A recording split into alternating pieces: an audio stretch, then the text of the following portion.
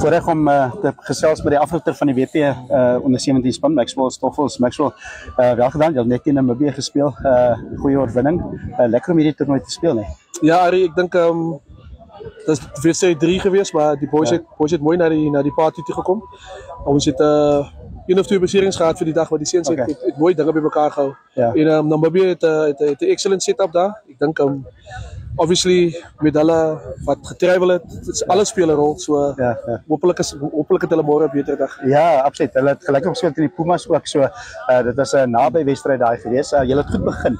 Ek sien daai afskoppe daar op, julle het 'n lekker langman wat met 'n nommer 8 speel.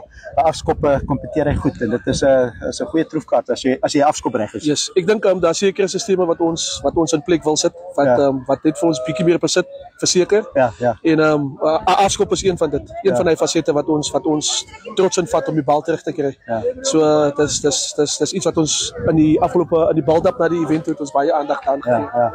So net so 'n toernooi in Maxwell, dis van Namibië 'n groot voorreg om hier te speel, maar so ook lekker vir WP om teen Namibië te speel en teen die ander provinsies. So hierdie is 'n voedingsbron, is begin van baie kinders se groot rugby. Ja, ek dink die seuns kom dit altyd agter, so dit was nou 'n internasionale fikse. Ja. En dit was lekker om, ek vond hulle bring iets totaal different as wat ons aan gewoond is. Ja, dis lekker. Ja.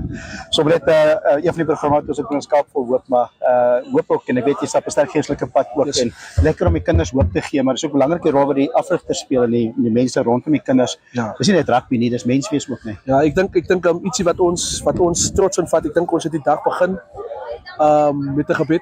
Vanoggend ons bymekaar gekom het, ons kon die dag afsluit met 'n gebed. En ons sê vir die Here, dankie vir die voorreg wat die seuns het om hulle talente en gawes uit te leef, want ons weet waarvan dit ons krag kom. Ja. En ek is bly ek kan so 'n tipe rol speel met die seuns. Ja. En ons leer elke dag en ons lewe en ons leer en ons maak foute en hulle weet die Hemelse Vader is daar. Ja, absoluut. Dankie vir jou tyd en dankie vir 'n lekker wedstryd met WP en sterkte vir môre met al die groot semis en hopelik 'n final en 'n wen. Ons vertrou. Dankie.